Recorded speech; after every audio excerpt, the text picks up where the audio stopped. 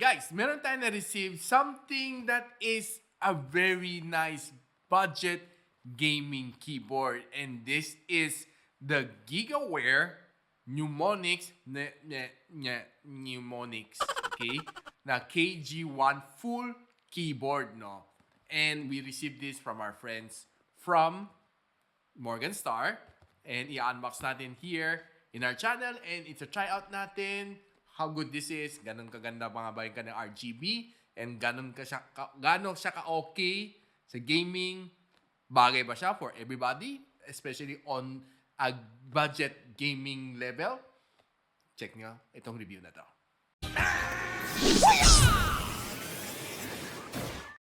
So, hi guys! Ako pala si Richmond ng Gadget Psychic and welcome back to my channel. So, yeah, kita natin, no? It's a, mechanical keyboard from GigaWare.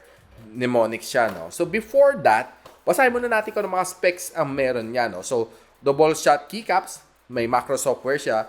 This is interesting. Then, of course, mechanical switch. Ang meron natin dito is a blue switch, no? So, yun ang special request ko from GigaWare to send us a blue switch instead of a red switch. Mas gusto natin mas maingay, clicky-clicky.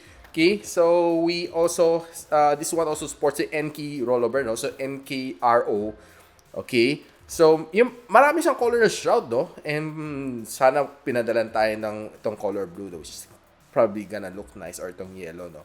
But, inside is two shroud, okay? So, makita natin later. This one probably are optional. Not sure kung available here sa Philippines. And ang dami niyang color na keycaps na meron. Papakita ko sa inyo mamaya. Then, of course, kita natin dito is some of these specs. Okay?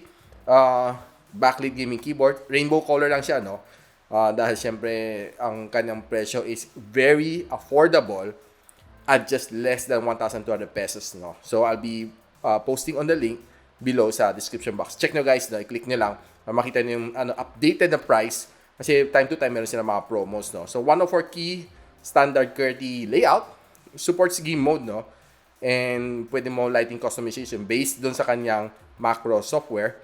Then, full modular mechanical keyboard, compatible with Windows and Mac. Okay?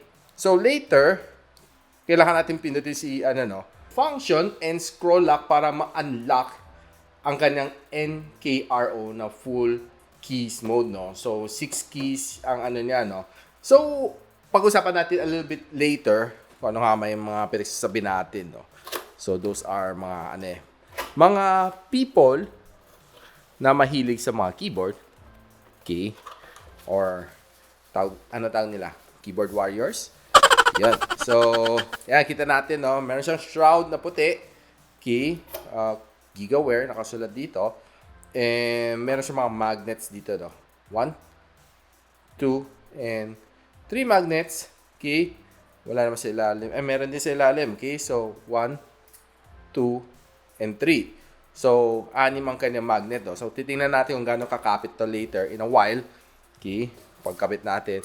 So, meron pa siyang isa dito, no? So, by default, dalawa. At probably nakakabit sa kanya is itong black, no? Na shroud. Okay? So, tabi muna natin. And meron siyang mga, no? Wow, mga switches, no? So, blue switches. And, yan natin. Just want to take a quick look, no? Sa mga switches niya, no? Looks nice. Okay? Okay? Okay. Matunog naman. And, mansinin natin, no? Parang meron siyang takip dito, which is looking weird.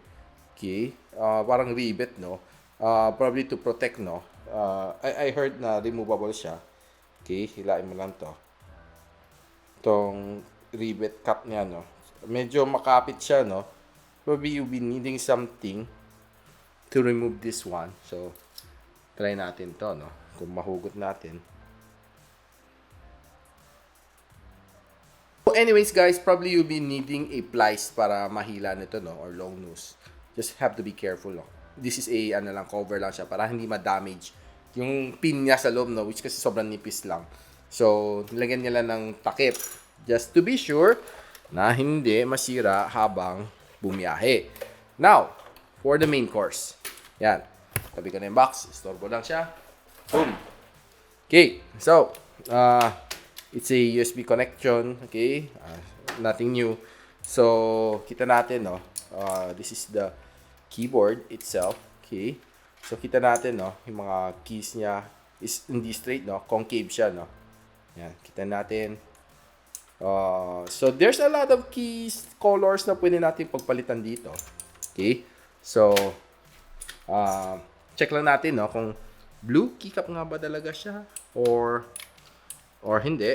Okay. So, tanggal na tayo ng isa. Okay. So, yeah. Mukhang okay naman ang kanyang pagkagawa. Mukhang matibay. Okay. Then, true enough, it's a blue na switch.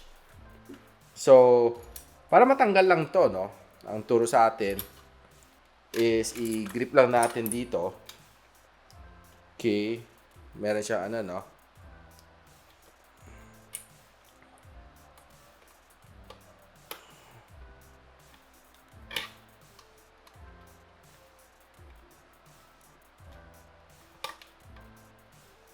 Okay. Then, konting shake lang daw. Left and right. Okay. Yan. Okay. So, tanggal na natin. So, kanina you were probably wondering bakit mukhang may rivet, no? This time around, yan, kita natin may dalawa siyang pin. Okay. So, this is the original configuration. Okay. Nang walang rivet. Okay. So, pagbalik, just have to press it. Okay. So, papalit lang tayo ng ilang keycap color in a little bit. Okay.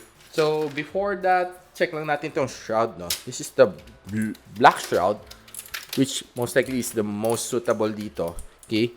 So, tingnan natin, no? Okay.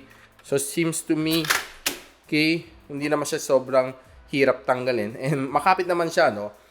Since 6 lang ka na magnets and hindi naman siya adhesive, no? So, kung probably kung nilagyan niya adhesive to, hindi na matatanggal to. So, since it's customizable, it's meant to be removed, okay? Pero hindi naman siya sobrang dali itanggalin, okay? So, talagang medyo kailangan mo kukuhin para matanggal. So, ganito itsura pag ang black ang shroud mo and ganito itsura pag puti ang iyong shroud. So, yeah, kita natin. Medyo mas maganda nga talaga di hamak ang black pero pwede na rin ang black and white. So, pinadalan tayo ni Gigaware ng ang daming mga keys dito. Like I said kanina, ang daming colors, no? So, meron tayong pink, pastel pink. Meron tayong ube purple. Meron tayong baby blue, white, keycaps, space gray, yellow, and my favorite, green. So, since natripan natin ng color green, no? Palitan lang natin si WASD, okay? Ng ng color green. Trip lang, okay? Hanapin nga lang natin keys. So, sobrang daming keys dito, no? Medyo tayo. Mapapa-exercise ang mata natin sa kahanap ng mga keys na yan, okay? So, bear with me. Okay, palitan lang natin ang color ng ating keycaps. Finally, nakuha na natin yung keys na kailangan natin, no? So, pinili ko WASD plus escape. Okay, so, inabot din tayo ng kulang-kulang 5 minutes to look for it. So, sobrang dami ng keys. Okay, so, just remove yung, kailangan natin tanggalin na keys. Okay, just have to be careful. Okay. Yan, okay.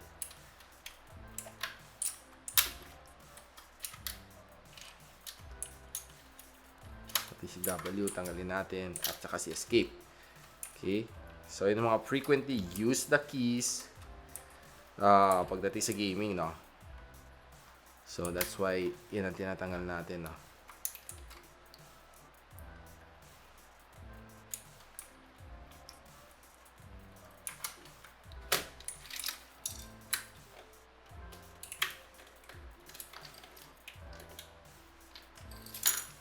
Yan. So, out of the way na to.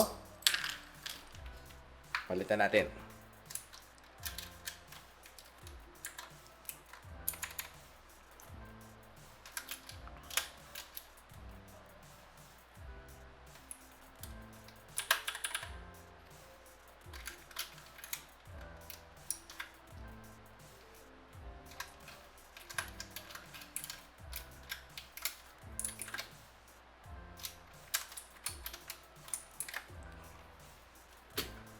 So guys, since blue switches lahat to na nakakabit dito, and alam naman natin, no, alam niyo naman lahat na ang blue is mas maingay, no? Linear and tactile. So these are OTEMU switch, no? So makita natin may nakaprint siyang OTEMU dito, no? Pakita ko lang sa inyo.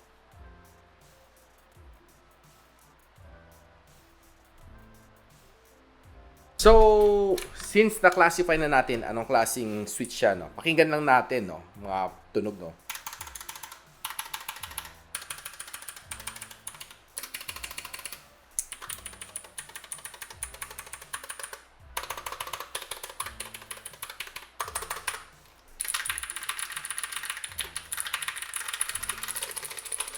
Yan. Okay, so yan, napakinggan na natin ang ang tunog nitong blue switches natin, no? And masasabi ko sa inyo guys, it's clicky. Okay naman tunog niya, no? It's very satisfying naman, no? Sure. There are some other of us na hindi mahilig sa mga maingay na switches, no? So I would suggest na bilhin niyo na lang ang red switches. Mas tahimik yun, no? As compared dito sa blue switches. Ako, mas prefer lang natin talaga yung medyo mas maingay content, no? Kasi mas feel mo when you're playing games, okay? So, right now, ang gagawin natin is to plug this to our PC. Tingnan natin, no, yung, yung software niya para mag-change sa mga ilaw dito sa ating GigaWare na keyboard. Ayan guys, nakita na natin na ganito ang kulay, no, ng ating mechanical keyboard. Yung RGB niya, no, ito yung rainbow color niya. Now, masasabi ko sa inyo, hindi siya sobrang liwanag as compared sa ibang keyboard, no? Of course, alam naman natin, medyo budgeted lang ito. So, don't expect too much sa kanyang colors, no? Sa kanyang pagka-RGB. Now, i-install lang muna natin yung app niya o yung software niya para ma-configure natin, no, ang different colors dito, no? But before that, sabi niya, kailangan mo pindutin ang function and scroll lock para ma-unlock ang kanyang potential, no? So, NKRO. So, ang meaning nun is that you can press any key simultaneously, no? And i-recognize ng iyong PC. Now, since ang gamers, no, maraming keys pinipindot sabay-sabay, syempre ayaw naman natin mabitin, no, when it comes to gaming. Now, important yung NKRO para sabay-sabay mga keys sa pinipindot mo, mag-react pa rin si Windows para hindi ka mabitin sa inyong gaming. Now, it's probably one of the more important features na meron dito sa keyboard niya, no? Now, isilipin lang natin, okay, ang kanyang program. So guys, kita natin, no, na dito, ito ay program, no, na install natin. Meron siyang profile na pwede nyo set 1, 2, and 3. Now, meron siya dito macro editor, no, na pwede nang gamitin din. And ito mga lighting sa pwede nang pagpilian. Sa sobrang dami dito. Pakita ko sa inyo isa-isa siguro para medyo may idea kayo kung ano itsura, no. Now, yung brightness nakaset naman sa 100. So, masasabi ko sa inyo, hindi siya talaga ganong kalakas kahit nakasagad na siya, no. So, ito yung mga keys, no, na pwede mo rin i-customize. Okay? Yan. So, it's up to you to configure kung ano gusto ninyo. Now, pakita ko sa inyo ang different na, patayin natin yung ilaw para makita niyo yung different na colors, no, dito sa yung lighting na dito sa keyboard.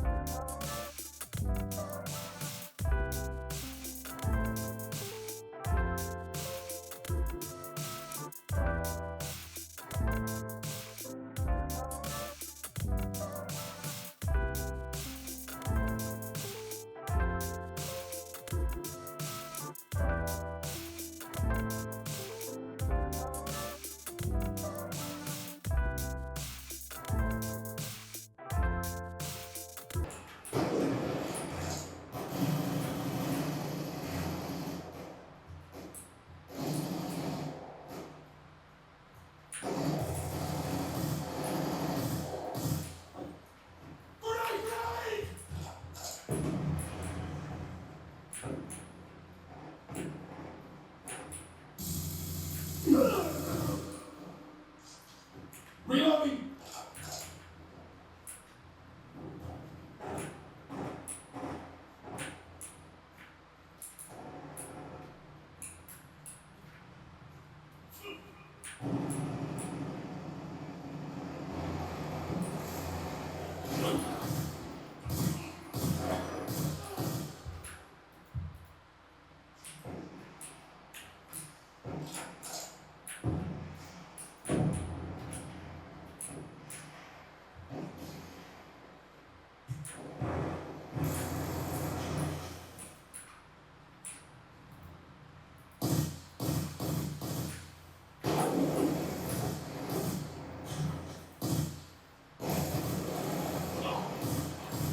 Change it!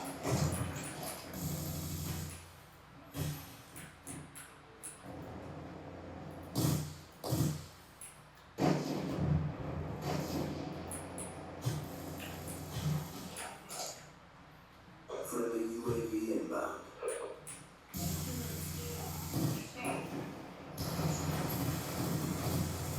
UAV awaiting orders.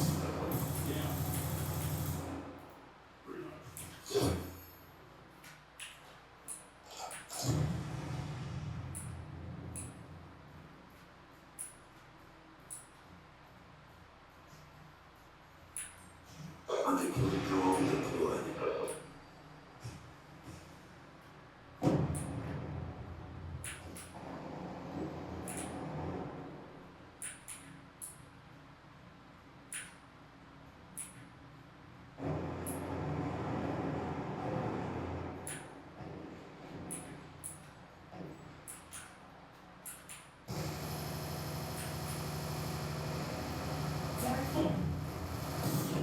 Shut out. Come down. So yan, nakita nyo guys, on the gaming level, no, masasabi ko sa inyo, it's, well, okay naman siya. Nice naman, responsive naman ang kanyang keyboard. Naglaro tayo ng quite a couple of games here on my PC. And I can say na it's clicky, I like the sound. And okay naman ang kanyang response sa mga, ano, no, sa mga direction WASD. Okay naman siya. And of course, when using all those other buttons, sabay-sabay ko na pindot. Okay, and KRO. Okay, so it works. Hindi lang naman siya just for advertisement, but it really works na ano no, kasi pag wala yung NKRO na yan, baka hindi mag-response sa lahat ng pinindot ko, no. It's especially kung nagkasabay-sabay na lito na, no, nagpapanik na, binabaril ka na, yun, mafe-feel mo na, uy, baka pala. So yan guys, nakita nyo ang full performance na itong keyboard na ito. And what I can say sa inyo right now is okay siya. Don't expect too much, but if you're yung gaming at a budget level and yung cash nyo, no, is within 1,200, pwede nyo mabili itong keyboard na ito, no, from GigaWare. And I'll link everything on the description box below. Click nyo lang para makita nyo, no, kung ano nga ba ang pwede nyo mabili with your 1,200 pesos. And so, if you like this video, guys, don't forget to like, subscribe, and of course, click that bell icon so you don't miss any future videos here sa aking channel. And so, ako nga pala si Richmond, and you're watching Gadget Sidekick. What's up?